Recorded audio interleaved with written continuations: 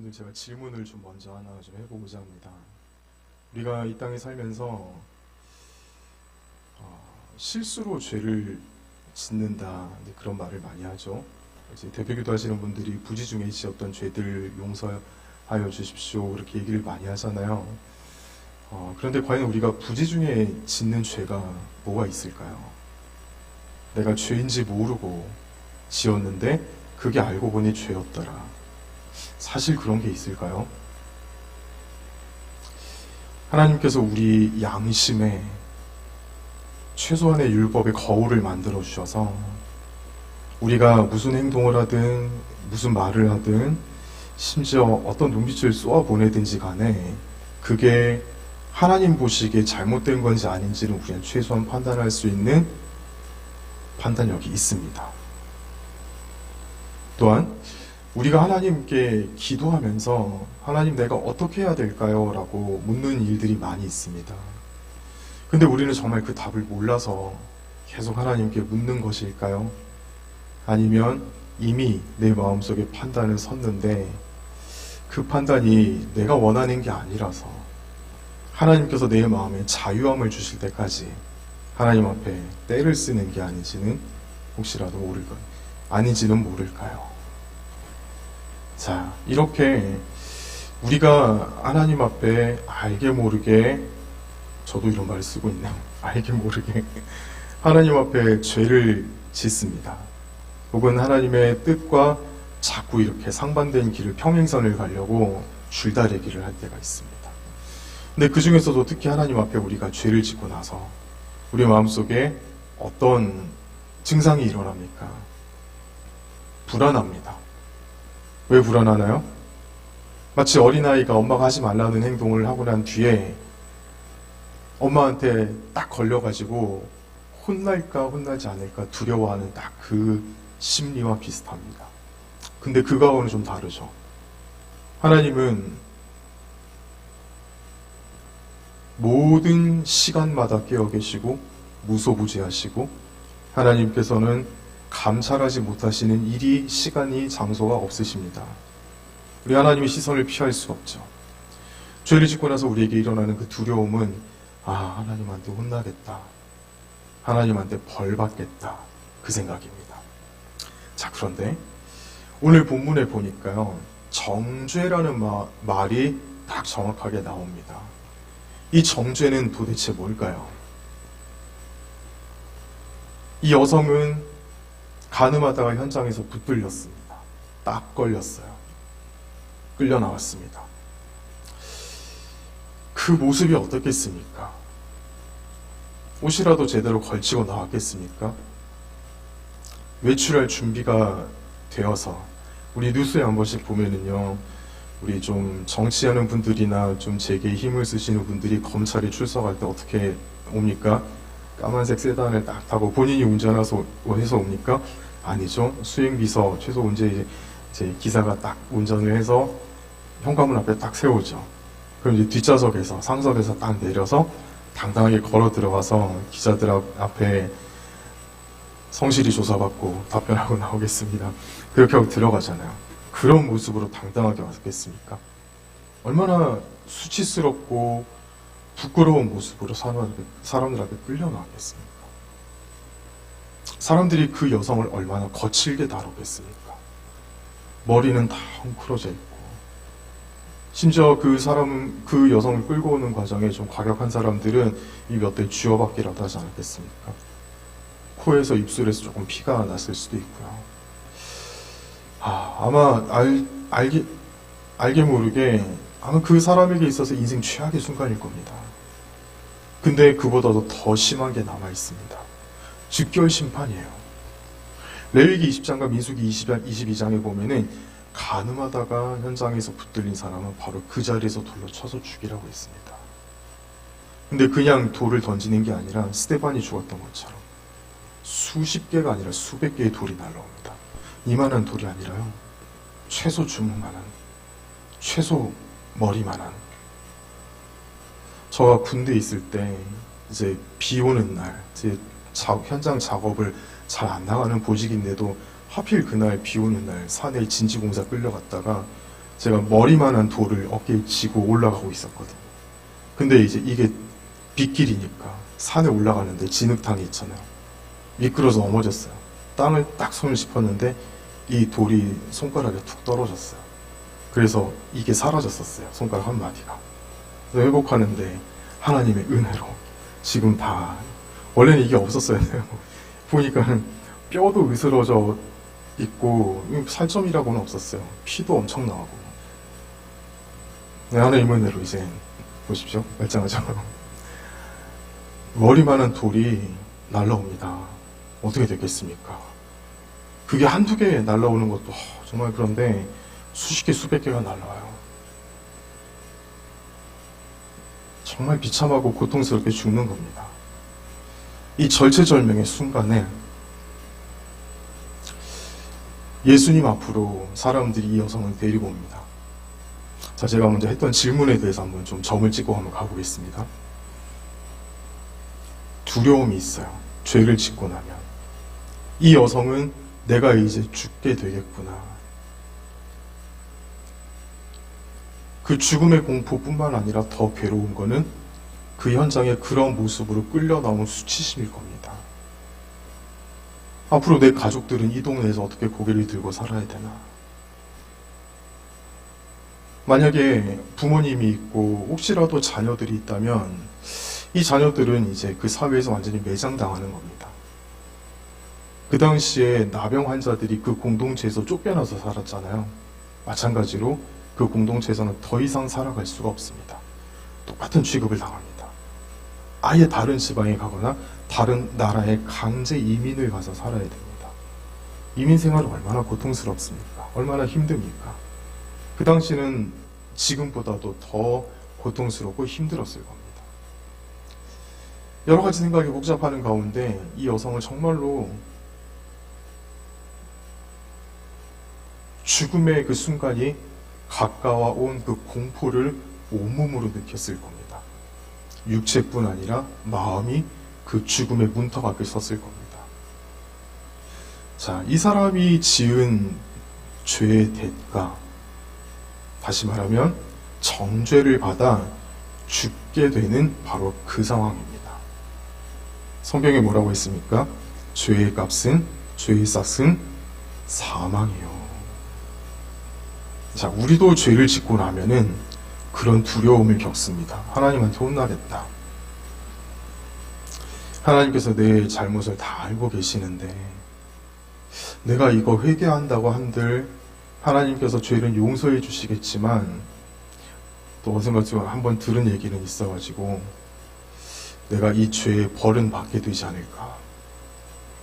자, 오늘의 포인트는 여기입니다. 죄를 짓고 나면 우리가 벌을 받게 될까요?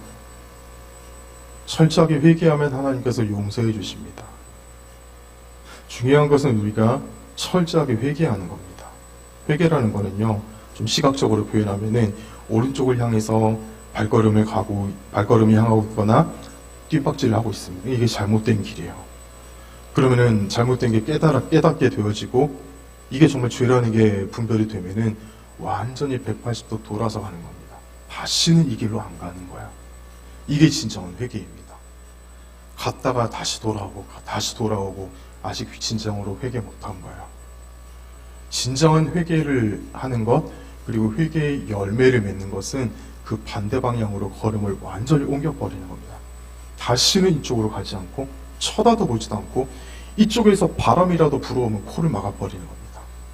뒤에서 뭔가 반짝반짝 하는 것 같아도 그냥 눈 딱 감고 다시는 그곳으로 가지 않는 것이 진정한 회개입니다. 혹 우리가 하나님 앞에 그런 일이 없어야겠지만 아직 회개의 열매를 철저하게 맺지 못하고 있는 영역들이 혹시라도 있지는 않습니까? 하나님 앞에 우리 이렇게 기도하십시다. 하나님, 내가 완전히 끊어질 수 있도록 내 마음을 성령께서 주장하여 주셔서, 이거 우리 힘으로는 절대 안 되는 거야. 성령께서 내 마음을 주장하시고 감화 감동시키고 능력을 주셔서 이쪽으로는 다시는 쳐다보지도 않게, 슬쩍 쳐다보는 겨눌질도 하지 않게, 냄새도 맡지 않게, 그쪽에서 쏘아오는 자그마한 깜빡이는 불빛도 내가 완전히 보지 않도록 돌아설 수 있도록 나에게 능력을 주십시오.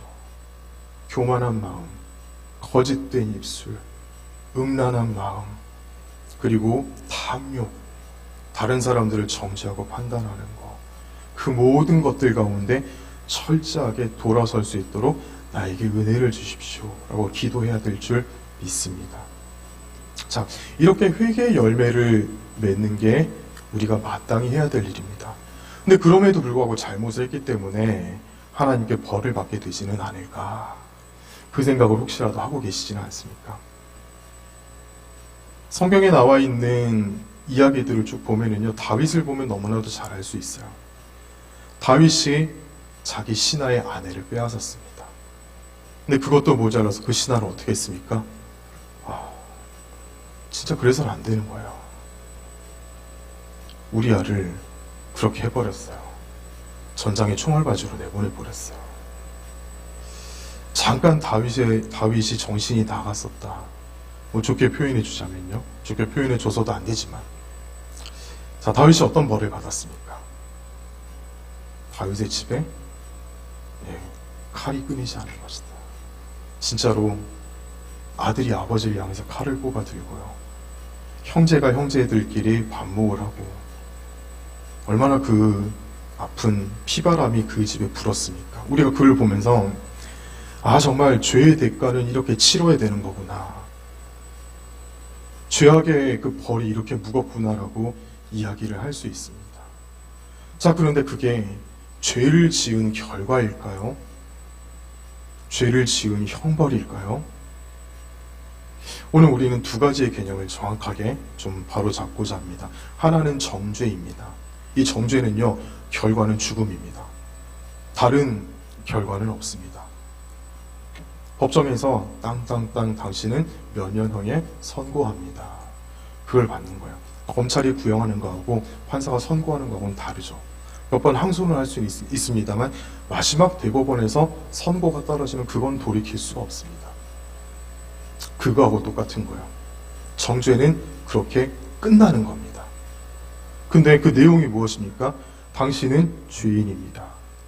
제가 앞서 여쭤봤었죠. 성경의 죄의 값은 뭐라고 했습니까? 사망이에요. 죽는 거예요. 이게 정죄입니다. 어떤 도움의 손길도 그 사이에는 들어갈 수가 없는 거예요. 자, 다윗이 받은 벌이 정죄입니까? 내가 물음표를 좀 남겨놓고요. 자, 그 다음 두 번째 개념입니다. 징계입니다. 징계. 징계는 뭐합니까? 경고입니다. 경고. 다시 한 번, 두 번에, 세 번에, 네 번의 기회가 주어지는 게 징계입니다. 우리가 봤을 때 다윗의 자손들의 가운데 자꾸 칼 부림이 일어나고 아버지를 향해서 칼을 빼드는 게 엄청난 벌을 받는 것 같습니다. 자, 그런데 하나님께서 다윗에게 주신 그 소금 언약, 그리고 다윗의 가문 가운데 흐르는 하나님의 언약과 하나님의 통치, 하나님의 나라를 대신 다스릴 대리 통치자가 세워지는 그 하나님의 약속에 비하면은 잠깐 형제들 간에 칼부림이 일어나고, 간단해서 칼부림이라는 말을 써도 되는지 모르겠어요. 너무 좀 안 좋은 말이라. 아들이 아버지를 향해서 대드는 거, 그거는 정죄일까요? 징계일까요? 징계입니다. 좀 심각해 보이지만 다윗의 죄악이 그렇게 가볍지가 않았던 거예요.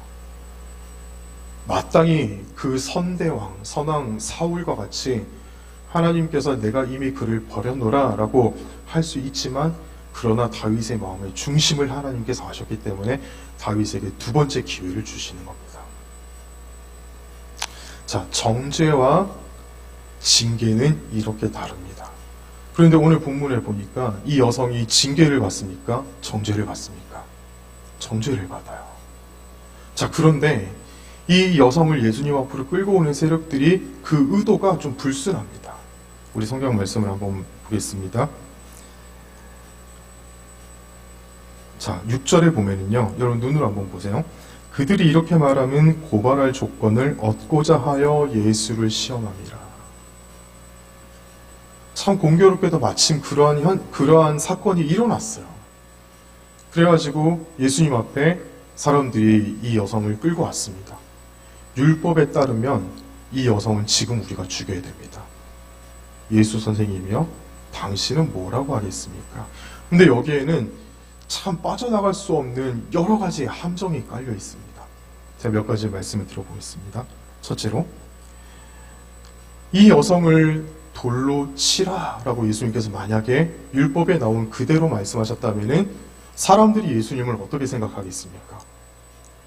항상 죄인들과 같이 식사하시고 소외당하는 사람들과 함께 시간을 보내시고 병든 사람 고쳐주시고 배고픈 사람 먹여주시는 사랑의 예수님으로 알고 있는데 이 여자를 돌로 죽여야 된다. 맞다. 네 말이 맞다. 그렇게 하면은 사람들이 예수님 향해서 뭐라 생각하겠습니까? 실망합니다. 아, 저 사람도 결국에는 율법 앞에서는 어쩔 수 없는 사람이구나. 결론은 사랑이 없구나. 라고 예수님을 향해서 대중들이 실망하게 됩니다. 자, 두 번째로, 그 당시에 간음하는 일들이 제법 많았습니다. 그런데 사람들이 쉬쉬하면서 지나갔어요. 이 사람을 돌로 쳐 죽이는 게 쉬운 일이 아니거든요. 그래가지고 이 여성을 데리고 와가지고 진짜로 돌로 쳐서 죽여라 라고 얘기를 하게 되면은 무슨 일이 발생하게 되냐면, 당시 이스라엘은 로마의 속국이었습니다. 예수님이 대제사장의 그 뜰에 붙잡혀 갔을 때 거기에서 사형선고 받지 않고 본디오 빌라도에게 사형선고 받은 이유가 무엇입니까? 이스라엘 정부는 사형을 집행할 권한이 없었어요. 그것을 로마 정부에게 있었습니다. 만약에 누구라도 혹시라도 사람들이 불법 재판을 해가지고 사람 죽이게 되면은 그 세력이 로마 정부의 고발을 당해서 그들이 죽임을 당하게 됩니다. 만약에 예수님이 이 여자를 죽여야 된다라고 얘기를 하면은 예수님이 이 여성을 죽이는 살인자가 돼서 로마 정부의 고발을 당하게 되는 겁니다. 자, 또 하나, 예수님 만약에 이 여성을 돌로 치지 말라라고 하면은 예수님은 구약에서 내려오는 모세의 율법을 정식으로 거스르는 사람이 됩니다. 이래도 걸리게 되고 저래도 걸리게 됩니다. 자, 그때 예수님께서 갑자기 몸을 숙이셔서 바닥에 주저앉으십니다. 그래서 손가락으로 땅에다가 이렇게 글씨를 씁니다. 제가 퀴즈 하나 내볼까요?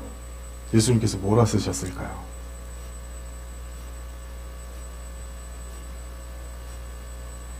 예수님께서 하시려던 말씀을 되게 괜찮은 대답이에요. 왜 그러냐면은 그 당시에 판결문은 먼저 문서로 작성해서 그것을 읽는 게 법정의 스타일이었거든요. 실제로 우리 박선혜 권사님처럼 주장하는 신약학자들이 있어요. 혹시 권사님 그 논문 읽으셨어요? 자, 정답이 뭘까요? 예수님께서 바닥에다 뭐라 쓰셨을까요? 정답은요, 몰라도 됩니다입니다. 왜냐하면 성경 어디를 봐도 예수님께서 바닥에 뭐라 썼는지 조금이라도 힌트를 주는 데가 없어요. 그런 경우에는 어떻게 해야 됩니까? 성경이 그거를 말하지 않는 거예요. 그거를 억지로 알 필요가 없는 겁니다. 성경 읽다 보면은 도저히 알 수 없는 내용들이 한 번씩 이해가 안 되는 게 등장할 때가 있어요. 그거는 그거 가지고까지 물고 늘어져라가 아니라 성경이 우리에게 가르쳐 주지 않는 거예요. 고로 우리도 때로는 그것을 그냥 한번 뛰어넘을 필요가 있는 부분입니다. 오늘 이 부분이 바로 그런 내용이에요. 뭐라고 썼는지가 중요한 게 아니라 예수님께서 왜 바닥에 주저앉으셔서 땅바닥에다가 손가락으로 이렇게 끄적끄적 하셨을까? 바로 그 이유입니다. 자, 그때 분위기가 어땠을까요? 막 사람들 분위기가 막 들끓었어요. 막 소리치면서 여자 죽여야 된다 하면서 그러면 소리치면서 사람들 끌고 오지 않았겠습니까? 군중심리라는 게 있죠. 이때 누구 하나 돌 던지면 어떻게 됩니까? 이 여자는 죽어야 됩니다라고 판결이 누가 내리지도 않았는데 누가 하나 돌 던지면 어떻게 됩니까? 그때부터 막 이렇게 막 되는 거죠. 예수님께서 그 분위기를 아시고 한번 딱 제동을 거시는 겁니다. 사람들이 극도로 흥분해 있는 상태인데 그 흥분을 조금 깔아앉히시는 거예요. 그러기 위해서 땅바닥에 앉으셔가지고 그렇게 글을 쓰시는 겁니다. 근데 예수님께서 한 번 더 나중에 땅바닥에 앉아서 또 한 번 글을 쓰십니다. 근데 그 중간에 예수님께서 뭘 하십니까? 사람들을 향해서 이렇게 말씀하십니다. 너희 중에 죄 없는 자가 돌로 치라. 예수님 굉장히 지혜로우시죠. 모세의 율법을 거스르지도 않으시고 사람들의 함정에 빠지지도 않았어요. 돌로 치라고 했는데 누가 돌로 치라고 했습니까? 너희 중에 죄 없는 자. 그 다음에 다시 앉으셔서 땅바닥에다 글을 쓰셨어요. 이때는 뭐라고 쓰셨을까요? 대답은 똑같습니다. 몰라도 됩니다. 예수님께서 왜 두 번째 또 앉으셔서 땅바닥에 글을 쓰셨을까요? 사람들하고 시선 안 마주치기 위해서. 사람들이 예수님 말씀 들었을 거예요. 죄 없는 자가 돌로 치라. 근데 그 중에 한 사람이라도 돌을 던지는 사람이 있었습니까? 없었어요. 순간 조용해졌습니다. 그러면서 한 사람씩 두 사람씩 뒷걸음질을 치기 시작했어요. 참 다행인 게 그래도 거기 있던 이스라엘 사람들이 내가 지었던 죄가 있었다라는 사실을 떠올리기 시작했어요. 나도 죄인이구나. 이 여성은 분명 잘못했어요. 현장에서 잡혔기 때문에. 근데 생각해보면 옛 기억을 되돌려보면 나와 그가 별반 다르지 않은 하나님 앞에 피할 수 없는 죄인이다 라는 사실을 깨닫게 된 겁니다. 참 이스라엘 사람들이 예수님을 참 공격하고 그럴 때는 참 어리석기도 하고 바보 같아 보이는데 그래도 그때는 그 사람들이 일말의 양심이 좀 깨어나는 것 같습니다. 다 물러갑니다. 젊은 사람부터 노년에 이르기까지 조용히 모두 다 그 현장을 떠나갑니다. 그 현장에 누가 남습니까? 예수님과 그 여성만 남습니다. 묻습니다. 너를 돌로 치려는 자들이 어디 있느냐? 주여 없나이다. 그 다음 예수님께서 하시는 말씀. 나도 너를 정죄하지 아니하노니 가서 다시는 죄를 짓지 말라. 참 놀라운 현장이죠. 놀라운 사건입니다. 예수님 말씀 너무나도 귀합니다. 이 예수님이 나의 예수님인 게 너무나도 감사한 일입니다. 죽어야 되는 상황입니다. 근데 예수님께서 이 여성에게 말씀하시기를 나도 너를 정죄하지 아니하노니. 예수님은 이 여성 정죄할 수 있어요. 왜 그렇습니까? 예수님은 죄가 없으시기 때문입니다. 하나님 자신이시고 인간의 몸을 입고 오셨지만 모든 율법의 그 요구를 다 온전히 순종하신 분이었기 때문에 예수님에게는 죄가 없어요. 예수님에게는 원죄가 없어요. 인간의 몸을 입었지만 성령으로 잉태하셨기 때문에 예수님에게는 원죄가 없습니다. 모든 사람들이 이 여성을 정죄할 수 없어도 딱 한 사람 정죄할 수 있는 사람 예수님이었는데 그 예수님이 이 여성을 정죄하지 않으세요. 사실 생각해보면 사람들의 정죄가 무섭습니까? 예수님의 정죄가 무섭습니까? 사람들이 100만 명, 1000만 명 정죄해도 그거보다 더 두렵고 무서운 것은 예수님의 정죄예요. 우리가 하나님 앞에 섰을 때 나는 너를 모른다. 그게 우리 인생에 있어서 가장 비참하고 두렵고 무서운 순간입니다. 근데 예수님께서 이렇게 말씀하세요. 나도 너를 정죄하지 아니하노니. 아멘.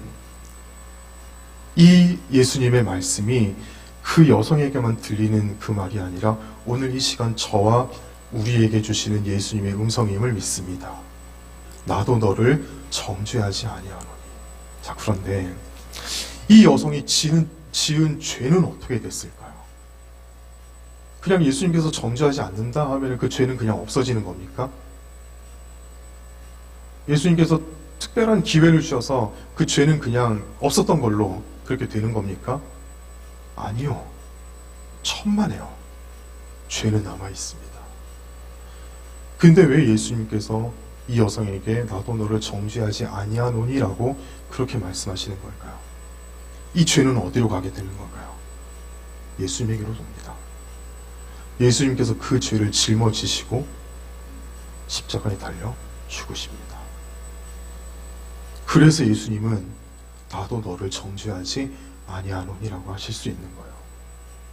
우리가 짓는 죄도 마찬가지입니다. 우리는 마땅히 죽었던 사람입니다. 죽게 될 사람이 아니라 이미 죽은 사람입니다. 우리가 죽게 돼서 가는 곳이 어디입니까? 여러분 혹시 그 말 들어보셨어요? 단테의 신곡에 보면 지옥편이 있습니다.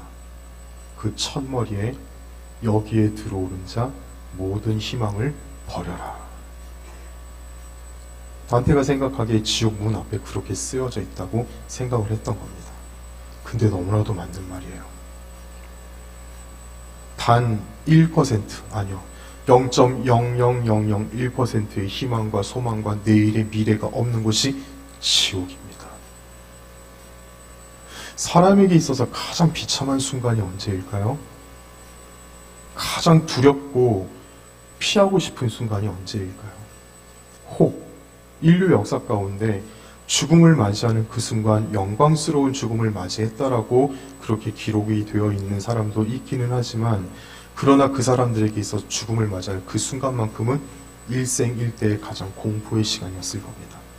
지옥은요, 매 순간순간 분초마다 죽는 곳이 지옥입니다. 죽음만을 경험하는 곳이 그곳입니다. 가장 비참하고 가장 고통스럽고 가장 공포스럽게 심장이 끊어질 것 같은 두려움으로 매 초마다 죽음을 경험하는 것이 지옥입니다. 우리는 거기에 가야 돼요. 죄의 삭은 사망이기 때문에. 근데 예수님께서 우리 인생 가운데 찾아오셔서 내가 너를 정죄하지 아니하노니, 예수님께서 우리의 죄를 대신 가져가셔서 그 죄를 대신해서 주님께서 죽으셨습니다. 이 여성은 돌에 맞아 죽어야 됐습니다. 근데 예수님의 은혜로 말미암아 살아났어요. 예수님의 그 죽음을 막아준 거 그게 아닙니다. 이 여성의 죽음을 예수님께서 이제 곧 담당하시게 됩니다. 대신 죽으셨어요. 우리가 죽어서 지옥 가야 될 거 예수님께서 대신 우리를 위해서 죽으셨고, 우리를 위해서 사셨고, 우리를 위해서 부활하셔서 부활의 소망을 우리에게 주셨습니다. 아멘이신가요? 아멘이신가요? 네. 되게 은혜로운 설교인데 제가 표현을 잘 못해가지고 죄송합니다. 제 입이 짧아가지고.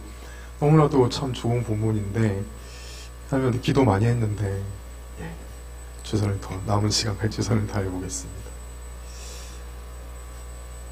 구원받았습니다. 이 은혜가 우리에게 이미 입혀졌음을 믿습니다. 그러므로 우리는 두려워할 것 없어요.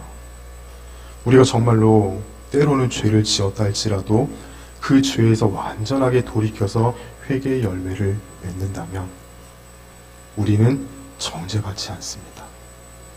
우리 성경 말씀 한번 읽어보실까요? 앞에 보이는 말씀 한번 읽어보겠습니다. 시작.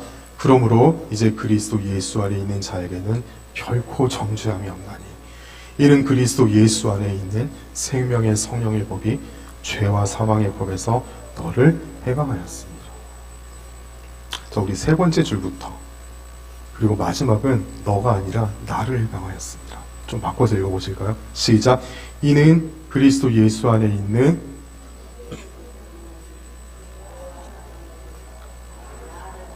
아멘. 한번 아멘. 나를 해방하셨습니다. 나를 구해주셨습니다. 나를 살려주셨습니다. 자, 그런데 예수님의 말씀은 거기서 끝나지 않고요, 하나를 더 말씀하십니다. 뭡니까?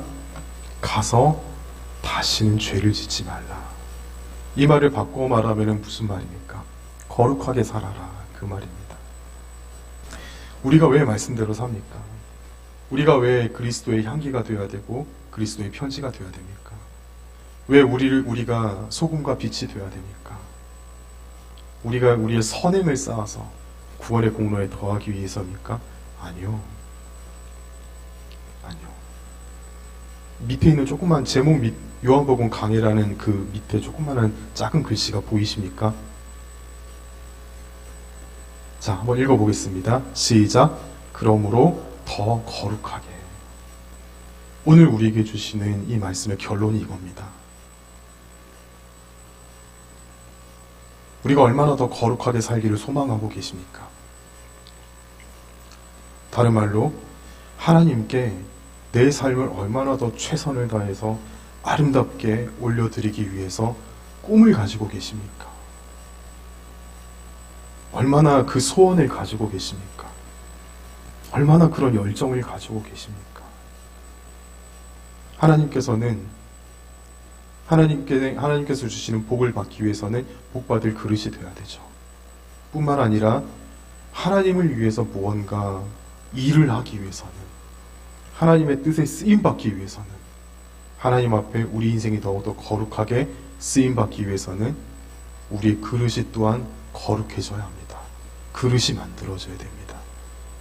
그 그릇이 만들어지는 첫 번째 단계가 하나님께 소원을 두는 겁니다. 하나님 앞에 열정을 두는 겁니다. 여러분, 그 열정 가지고 계십니까? 그 열정을 가지고 계십니까? 내가 하나님 앞에 내 인생을 최선을 다해서 아름답게 드려보겠다. 앞으로 내가 뭘 할 수 있는지, 내가 살아갈 날이 얼마나 되는지는 모르겠지만 나의 하나님께 최고의 것을 드리고 싶다라는 그 마음 여러분 가지고 계십니까? 혹시라도 그 마음이 조금 식어져 있는 분들이 계시다면 그거 여러분들 기도 제목으로 삼으시기 바랍니다. 하나님을 향해 열정을 회복하게 하여 주시옵소서. 이 열정이 있는 사람은 예배를 그냥 허투루 지나가지 않습니다. 나에게 주신 이 시간을 하나님 앞에 드리기 위해서 최선을 다합니다. 1절과 2절을 보면요, 예수님께서 밤에 감람산에 가셨다가 다시 아침에 돌아오시는 장면이 있습니다. 어디 가셨겠습니까? 철야 기도하신 겁니다. 예수님 지금 십자가의 그 처형을 앞두고 기도하지 않고서는 견딜 수가 없는 겁니다. 기도하지 않고서는 그 능력을, 그것을 견딜 수 있는, 감당할 수 있는 능력을 받기 힘들기 때문에 새벽마다 나가서 철야하는 겁니다. 열정이 없으면 기도의 자리에 오지 못해요. 여러분, 얼마나 기도에 힘쓰고 계십니까? 내가 시간을 정하고 장소를 정해서 하는 기도가 있습니까? 그것이 조금이라도 혹시라도 힘들면 새벽기도 자리에 나오시기를 바라고 금요철야 기도의 자리에 나오시기를 바랍니다. 시간과 장소를 정하고 하는 것이 기도예요. 그 기도 가운데 하나님을 향한 열정이 부어지는 역사가 일어날 줄 믿습니다. 둘째, 그 하나님의 꿈을 실제로 하나님께 부여받습니다. 하나님께서 기뻐하시고 응답을 빨리 하시는 기도의 제목이 있어요. 하나님, 나 월급 좀 올려주세요. 하나님, 나 건강하게 해주세요. 우리 집 부자 되게 해주세요. 내 자녀들 잘 되게 해주세요. 물론 하나님께서 기도 응답하십니다. 안 하신다는 거 아니에요. 근데 그거보다도 하나님께서 그래, 내가 그거 기다렸어. 내가 그 기도를 얼마나 듣고 싶었는지 몰라. 너처럼 그런 기도의 소원을 갖고 있는 사람들이 얼마나 더 많았으면 좋겠어. 내 간절한 소망이야. 그러는 기도의 제목이 있어요. 그게 뭔지 아십니까? 하나님, 나 작고 연약하고 부족하지만 내 인생을 하나님께 한번 드리고 싶습니다. 하나님, 어떻게 하면 좋을까요? 내가 뭐 하면 좋을까요?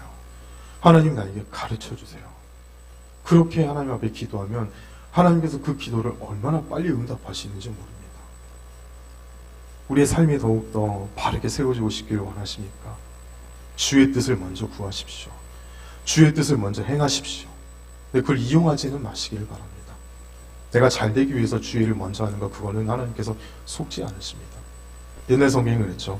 하나님께서는 만홀히 여김을 받지 않으시니 하나님께서 속지 않으십니다.